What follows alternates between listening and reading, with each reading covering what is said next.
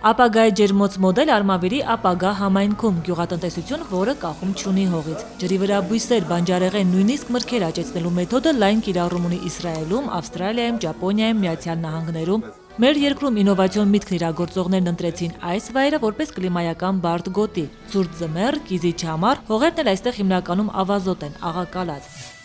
Բույսը միանգամից իր արմատներով աճում է ջրի մեջ, այստեղ պարզ կարելի է տեսնել բույսերի արմատները։ Երբ բույսի արմատները ոչ թե հողում են, այլ ազատ լող են տալիս ջրի մեջ բառի ամենաուղիղ իմաստով։ Հայաստանում առաջին ու դեռևս միակ ակվապոնիկ ջերմոցում ենք։ Ծրագիրը ներդրել ենք հենց այն տարի, երբ որ Հայաստանում այս թոուբոհ եղավ ստորերկրյա ջրերի այդ արտեզյան ավազանի բացասական ճնշման ուրեմն այս խնդրեմը առաջ եկավ։ Միտքը եղել է այն, որ ջրօգտագործման տեսակետից համակարգը 90%-ով ավելի արդյունավետ է, քան ստանդարտ բուսական գյուղատնտեսությունը։ Այստեղ գործում է փակ ջրային համակարգ, նվազագույն են հասցված եւ ջրառը, եւ ջրի կորուստները։ Ջուրը արդեն չենք փոխել ընդհանրապես 2 տարվա մեջ։ Այս ձեր համար կարող է կեղծ թվա, բայց այդ լավ նշան է մեր համար, որ ջուրը առողջ է, այսինքն ապրում է ջուրը։ Բակտերիաների բույսերի տեսակետից մենք տալիս ենք աերացիա ջրին, օդով հարուստ է ջուրը։ Բույսերին ջուր է մատակարարվում այս մեծ տարայից, որում կարած տեսակի ձկներ են ապրում, հատուկ նպատակով։ Ջրի մակերեսին առատորեն բազմացող այս լողացող բույսերն էլ նրանց կերն է։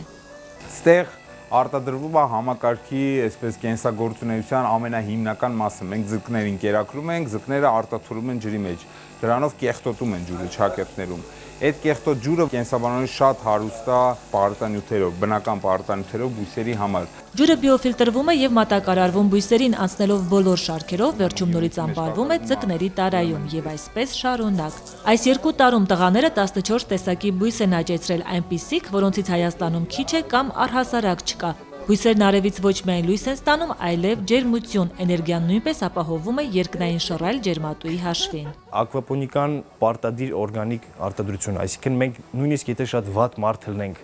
ուզենք սրսկենք, չենք կարող, որովհետև ջուրը, ինչպես տեսակ, նույնն է, եւ եթե մենք սրսկեցինք բույսը, այդ նույն դեղամիջոցը կանգնի ջրի մեջ եւ կմնասի ձկանը։ Իսկ տենց ձուկ չեմ իմանում, որ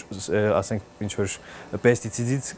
կայունություն ունի։ Բույսերն ընտրում են ըստ սեզոնի։ Ձմռանը ցանում են ցրտադիմացկուն տեսակներ, հազար, բրոկոլի, հիմա էլ արդեն անցել են իտալական կանաչ ռեհանի, պղպեղահամ անանուխի եւ չերի տեսակի լոլիկի։ Նմանատիպ ջերմոցի առավելություններից մեկն էլ այն է, որ կարելի է շատ արագ փոխել աճեցվող տեսականին։ Բիզնեսի տեսակետից նման փոքր տարածքով ջերմոցը հետաքրքիր չէ, պարզաբանում են տղաները, բայց սա օրինակ է, որն ապացուցում է նմանատիպ տեխնոլոգիայի կիրառման արդյունավետությունը եւ եկամտաբերությունը, եթե գործարկվի ավելի ընդարձակ տարածքում։ 90% ջրի խնայողությունը 2-ից 3 անգամ էլ մեծ է բերքի ակնկալիքը, քանի որ բույսերն ավելի խիտ են շարված ջրավազաններում։ Մենք շաբաթը մեկ անգամ ենք գալիս, որովհետև ոչ հողային աշխատանքներ ունենք, որովհետև հող չունենք ուղղակի, ոչ էլ ինչ որ